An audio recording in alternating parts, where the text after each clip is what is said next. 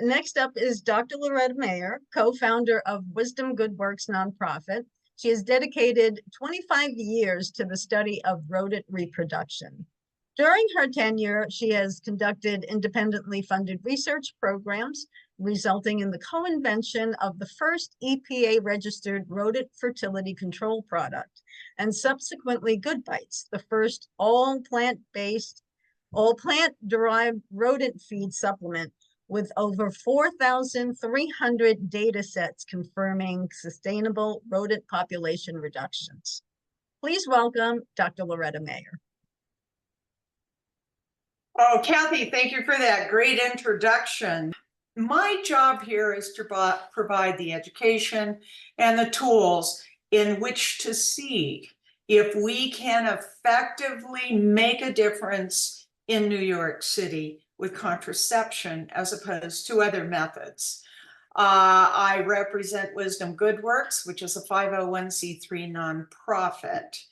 And so without further ado, I want to answer the first question that I typically get asked, which is, I can't advance my slides. There we go. Did you grow up wanting to be Dr. Rat? No, I did not. I want to tell you the story of how this came to be. And that is, I was at the College of Medicine at the U of A, and I was studying heart disease in postmenopausal women. Now, here's the challenge. Everybody knows in pharmaceuticals and in health, we use rodents as our laboratory animals. I needed one that was non-reproductive, and rodents are reproductive their entire life. So with the help of my colleagues, Dr. Pat Hoyer, Dr. Cheryl Dyer, we made a non-reproductive mouse. And then the next thing that occurred, our colleagues from Australia contacted us, and then found myself with these women in Sukamande, Indonesia, and they needed a non-reproductive rat so that they could keep more of the food that they grew. So we made a rat contraceptive. And now it has become clear that the entire world needs contraceptives for rats. And so we made Wisdom Good Works. That's the trail and how it started. But why would you consider using fertility control? In this graph on the left is work from my friend and colleague Jens Jacobs. I tease him. He's the reason I am Dr. Rat. But when you look at this graph, what they did is they took 4 separate plots of rice fields. In one, they did nothing. That was a control. In the second field, they surgically sterilized 25% of the female animals, and then 50% and subsequently 75%. What captured our attention was the reduction in damage to the rice crops. You can see at this sweet spot of 50%, you have saved a tremendous amount of food from those rice fields by having the animals non-reproductive. But the question would be, from a practical standpoint, is that sustainable? So this was work I directed in the city of Los Angeles, where you can see, using a fertility control approach, we were able to measure consumption. Now, consumption, validated by camera traps, gives us the number of rodents in a population. So you can look at this and see that in 8 months' time, that number went down to a very low level that was sustained over a year and a half. So that tells us that it works and it's sustainable. Now, the next would be, will they eat it? This is Cheryl's famous statement. The single biggest challenge, the rodents have to eat it and keep eating it. And that's true for fertility control products or poisons or anything else that you're using to mitigate rodents. In this particular case, we have now developed a pellet that resembles the seed from this orange that this mouse is consuming. So let's see, why do they eat it? They eat it because it has fat, which they need. It has peanut butter, which they love. It has oil, which allows the formation of particles that we need. And your favorite carbohydrates, corn, flour, and oats. Now, the active ingredient is encapsulated into a nanoparticle that targets directly the reproductive organs of the animals, or the gonads. As you can see in this photograph here, these are the pellets. Now, why pellets? We started with a liquid, we've done solids in smaller chunks that resemble blocks. Pellets are particularly attractive because a female rodent can take 2 at a time back to her nest. A male rodent can sit there and guard the station and consume as fill. It's a net positive. These pellets have no observable adverse effect to any other animal. And the other thing is, most important, we have tested this in birds. We have tested their reproductive egg laying capacity and their health quotients, and they're all very high and unaffected. The good nutrition is the most important thing in these pellets, because it improves the immune system of the rodents. So as they're consumed by wildlife, such as Flacco, it's a healthy meal, not a killing meal. Doesn't contaminate water or soil.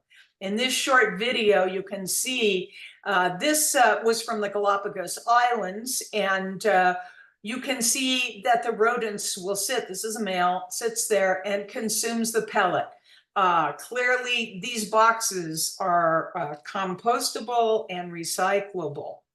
So now we've got something that they'll consume. Let's understand how it works. This is so simple, but it's not easy.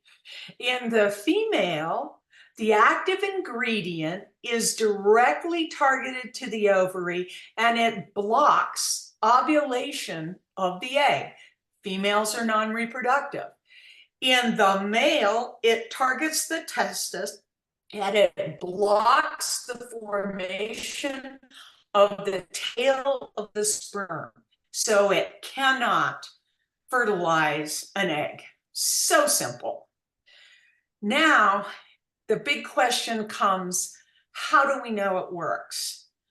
This is something that I have wanted for my entire career, and this is software developed by Sheila Mosier at Lions Design. So when you go to those bait boxes, you take your cell phone and you hit this QR code. It'll take you immediately to a screen where, first of all, it's going to geolocate where you're standing. It's going to give me time, temperature, but then you just fill in these drop-down menus for consumption. Once that's submitted, in 30 seconds, I get data, and I can refine this data, but this is just a large shot of a few of our projects that are currently underway. So I know exactly what is the consumption doing. Is it going up? Is it going down? And then the next question is, I need to know what the individual studies look like. This is one of our studies in Jamaica Plain in Boston, where a feeder is placed, say, at a residence. It's located onto a map, tells me exactly where that feeder is. But this is the joy for a data freak like myself. I can tell what's the consumption. So if I have these hotspots, I may want to add another feeder. But if I have these locations where there's no activity at all over 22 days, I can remove them, saving time and saving money. Now, here's the piece that is the most important, and that is looking at our data portal. On the right here, this is a closed, secure location where the rodents have been excluded with great IPM. So from a high peak, within 4 months, actually goes to 0%. We did this project so that we knew if this would work on islands. Over on the left, we have an open. Now, an open situation is where rodents come and go. This is Boston. They told me we could never do this in Boston. And the difference is you get down to an 80% reduction in 8 months. So you get reduction in the population. It just takes longer. So now this brings me to the brilliance of 736. And that is, where better to try this? I mean, I've worked in New York City in the subways and other places, but this pilot program in 736 is within your rat mitigation zones. Your staff and your city officials know what's going on in these zones. So you select 2 program areas of 10 city blocks, and surface area, yes, you could have high rise, you could have multi-story, or you could have single story. You have one comparison area where maybe you use a different strategy, and you can have one contraceptive area. 6 months in pre-planning to launch this, to make certain as much variance can be removed from these areas. Then a 12-month treatment period. And I really think this is great because it gives us all 4 seasons. And as you can see, in an open migrating area, it could take up to 8 months to get those incredibly low numbers. Then an additional 12 months for a final report. I can do it much faster with the data portal, but the folks in the city are going to have to do an awful lot of work. The whole point is to make this 10 blocks poison-free for Flacco. And I've worked in places all over the world, and I have seen these kind of tragedies in the Galapagos Islands where they poisoned the Galapagos hawks, and it just is heartbreaking. But this is what the public is responding to. Now, what's it going to take to do this? It's going to take a lot of people holding hands. From our side, we provide the scientific design. We provide field support from Wisdom GoodWorks. Our formulation is driven by Wisdom LLC, Dr. Cheryl Dyer and her team. And Wisdom Good Bites is where the product is being produced. And all of this supports Lights Out Coalition. If Kathy had not made that phone call to me, I wouldn't be here today. The City of New York, Councilmember Abreu, and however many co-sponsors, I probably goes up by the minute, and Kathy will hold her fingers up. The residents, the people of New York City. And the reason this is so incredible is because this will pave the way for poison-free initiatives here in the US in states such as California, Massachusetts, Connecticut, Rhode Island. That's just where bills are paid. In our nation, perhaps a federal Flacco bill is in the making, but it's going to take all of us together to make this happen. Now, this question was asked to me by an international donor, and I think it's brilliant. If 5 years from now, rodent fertility control is not successful, what would be the reason? First and foremost, not enough people know about it. So New York City, we do it in New York City and the whole world will know in a matter of moments. And transparent, open data, let the city see how it's progressing.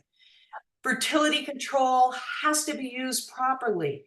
That's why 736 has the mechanisms it has within it for deployment, monitoring, analyzing the results, and reporting. Transparent reporting. We're a nonprofit. We are open and transparent. Finally, the cost of fertility control cannot be prohibitive. The good bites you see on the right are 30% less than any other rodent management product that's available. And that's from poison to 3 different contraceptive products. And that doesn't even include the handling and the servicing of these.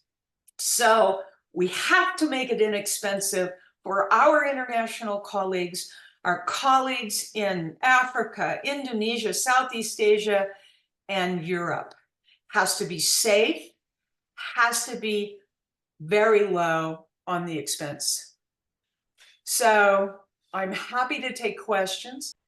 Kathy, thank you so much.